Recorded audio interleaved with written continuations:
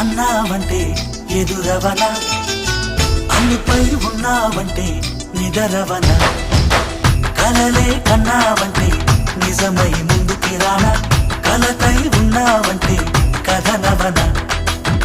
అమ్మలో ఉండే సగం అక్షరం నేనే, నాన్నలో రెండో సగం లక్షణం నేనే.